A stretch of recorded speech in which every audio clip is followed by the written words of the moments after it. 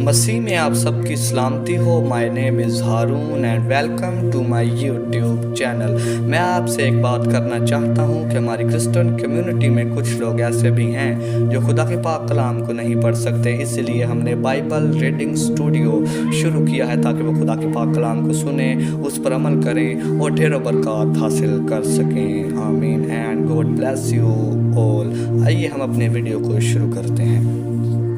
آج ہم متی کی انجیل کا دوسرا باب پڑھیں گے جو 23 آیات پر مشتمل ہے۔ خدا کے پاک کلام میں یوں مرقوم ہے: جب یسوع ہیرودیس بادشاہ کے زمانہ میں یہودا کے بیت لحم میں پیدا ہوا تو دیکھو کئی مجوسی پورب سے یروشلم میں یہ کہتے ہوئے آئے کہ یہودیوں کا بادشاہ جو پیدا ہوا ہے وہ کہاں ہے، کیونکہ پورب میں اس کا ستارہ دیکھ کر ہم اسے سجدہ کرنے آئے ہیں۔ یہ سن کر ہیرودیس بادشاہ اور اس کے ساتھ یروشلم کے سب لوگ گھبرا گئے،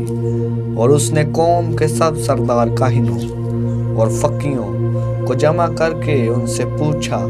کہ مسیح کی پیدائش کہاں ہونی چاہیے۔ انہوں نے اس سے کہا، یہودا کے بیت لحم میں، کیونکہ نبی کی معرفت یوں لکھا ہے کہ آئے بیت لحم یہودا کے علاقے تو یہودا کے حاکموں میں ہرگز سب سے چھوٹا نہیں، کیونکہ تجھ میں سے ایک سردار نکلے گا جو میری امت اسرائیل کی گلابانی کرے گا۔ اس پر ہیرودیس نے مجوسیوں کو چپکے سے بلا کر ان سے تحقیق کی کہ وہ ستارہ کس وقت دکھائی دیا تھا، اور یہ کہہ کر انہیں بیت لحم کو بھیجا کہ جا کر اس بچے کی بابت ٹھیک دریافت کرو، اور جب وہ ملے تو مجھے خبر دو تاکہ میں بھی آ کر اسے سجدہ کروں۔ وہ بادشاہ کی بات سن کر روانہ ہوئے، اور دیکھو جو ستارہ انہوں نے پورب میں دیکھا تھا وہ ان کے آگے آگے چلا، یہاں تک کہ اس جگہ کے اوپر جا کر ٹھہر گیا جہاں وہ بچہ تھا۔ اس ستارے کو دیکھ کر نہایت خوش ہوئے، اور اس گھر میں پہنچ کر بچے کو اس کی ماں مریم کے پاس دیکھا اور اس کے آگے گر کر سجدہ کیا، اور اپنے ڈبے کھول کر سونا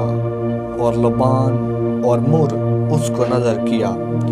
اور ہیرودیس کے پاس پھر نہ جانے کی ہدایت خواب میں پا کر دوسری راہ سے اپنے ملک کو روانہ ہوئے۔ جب وہ روانہ ہو گئے تو دیکھو خداوند کے فرشتہ نے یوسف کو خواب میں دکھائی دے کر کہا، اٹھ، بچے اور اس کی ماں کو ساتھ لے کر مصر کو بھاگ جا، اور جب تک کہ میں تجھ سے نہ کہوں وہیں رہنا، کیونکہ ہیرودیس اس بچے کو تلاش کرنے کو ہے تاکہ اسے ہلاک کرے۔ پس وہ اٹھا اور رات کے وقت بچے اور اس کی ماں کو ساتھ لے کر مصر کو روانہ ہو گیا، اور یہودیوں اور ہیرودیس کے مرنے تک وہاں رہا، تاکہ جو خداوند نے نبی کی معرفت کہا تھا وہ پورا ہو کہ مصر میں سے میں نے اپنے بیٹے کو بلایا۔ جب ہیرودیس نے دیکھا کہ مجوسیوں نے میرے ساتھ ہنسی کی تو نہایت غصے ہوا، اور آدمی بھیج کر بیت لحم اور اس کی سب سرحدوں کے اندر ان سب لڑکوں کو قتل کروا دیا